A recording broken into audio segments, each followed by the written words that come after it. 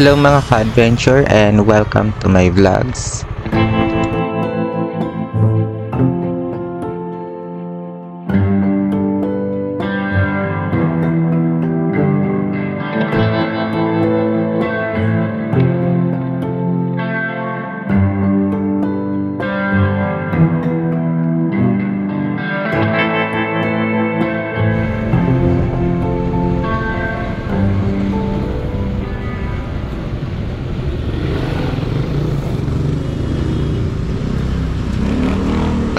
For today's vlogs mga ka-adventure ay nandito tayo sa MH Del Pilar Street, Balanday, City of Valenzuela na kung saan punta tayo ng Ubando, Bulacan.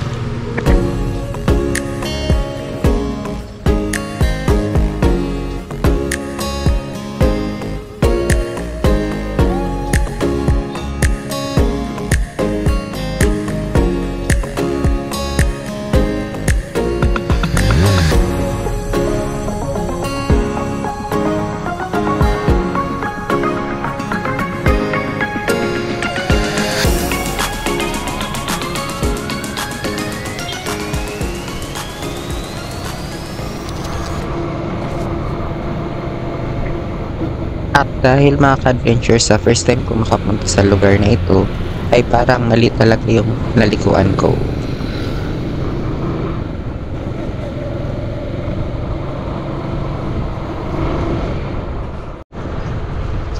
At bago tayo mga ka-adventure dumiretso ng Ubando, Bulacan, ay mas minabuti ko muna na daanan itong sinasabing isang eco park dito sa City of Valenzuela. At ang eco park na ito mga ka-adventure ay isa sa madalas na puntahan dito sa City of Valenzuela. So, dito na ang ganda ng lugar na ito mga ka-adventure. Sana marating na ito dito lang sa City of Valenzuela. Tawag dito mga ka-adventure sa lugar na ito ay Tagalog Eco Park na located dito mga ka-adventure sa Tagalog, Valenzuela City na kung saan ito ay isang eco park at the same time isa ring fish sanctuary. So marami din talagang pumupunta dito sa lugar na ito lalo na kung ganitong oras. So para ka na rin nasa Manila Bay.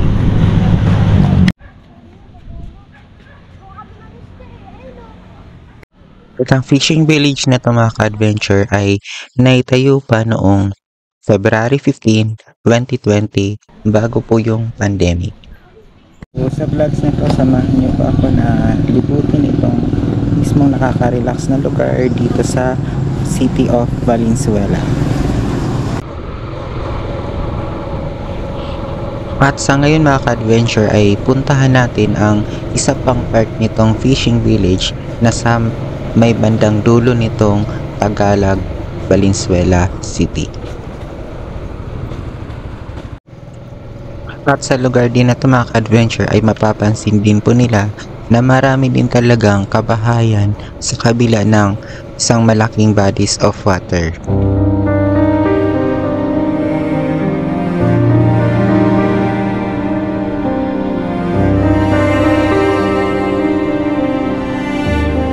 At sa kabilang side mga ka-adventure ay ito pa rin ay part ng mismong eco park kung saan makikita nila ang boardwalk na ito ay may habang 1.3 kilometers.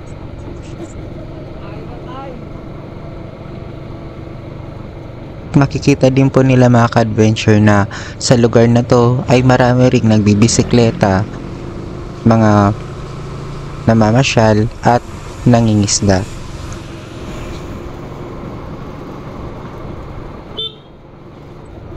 Sabi nga daw mga ka-adventure, maraming nahuhuli dito sa lugar na to na bangus at tilapia.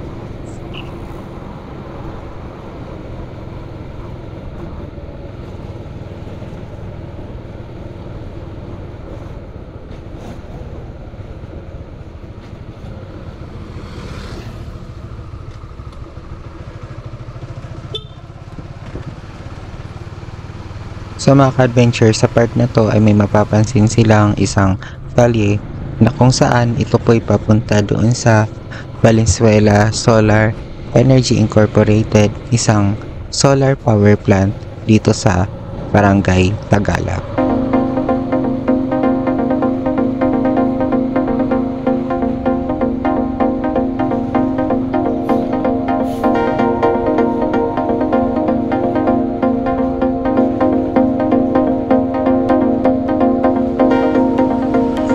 So mga ka-adventure, masasabi ko rin talaga na sa lugar na to siguro ay masarap talagang manirahan. Mapapansin din po nila na sobrang linis nung paligid, lalo na itong daan. So mapapansin din po nila na wala talagang masyadong kalat.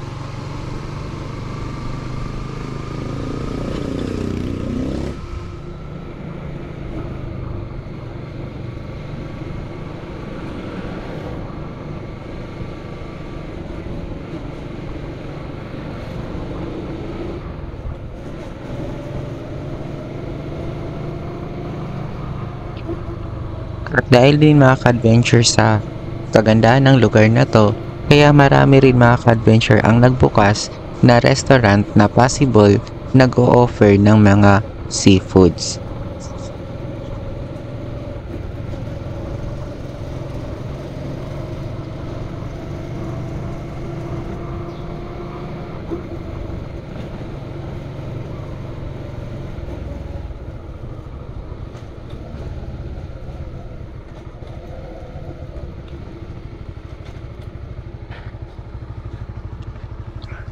Then mga ka-adventure, sa part din na to ay may makikita pa rin silang katubigan, since ang Barangay Tagalag talaga ay napapalibutan ng mga ilog.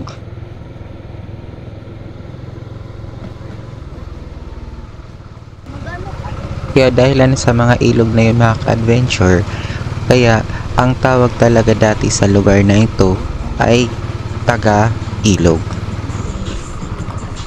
So dito nga tayo sa lugar ng Valenzuela, somewhere here, somewhere Tagalag. So maganda dito guys.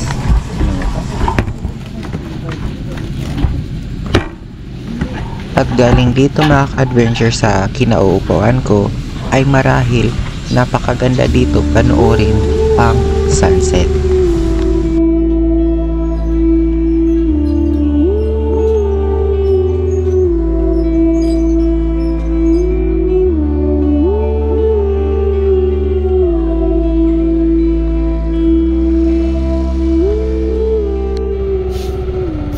At alam nyo ba mga ka-adventure na yung nakikita natin ngayon na katubigan dito sa Barangay Tagalag ay dati pa lang isang palayan.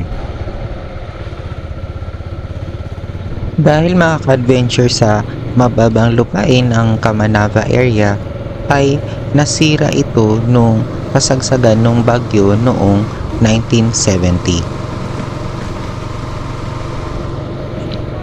Sa panahong iyon mga ka-adventure ay nagkaroon ng malakas din na pag-ulan na kung saan bumaha po ang lugar na to at kinalaunan ay hindi na talaga pumumpa yung baha.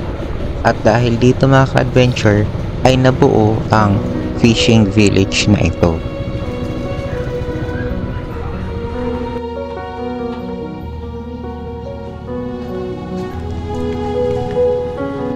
Noong 2016 mga ka-adventure, ang lugar na ito ay i-declare bilang isang City Ecotourism Zone dito sa City of Valenzuela. Isang magandang lugar na di mo talaga akalain na may ganito pala dito sa lungsod na ito. Thank you for watching mga ka-adventure and God bless everyone.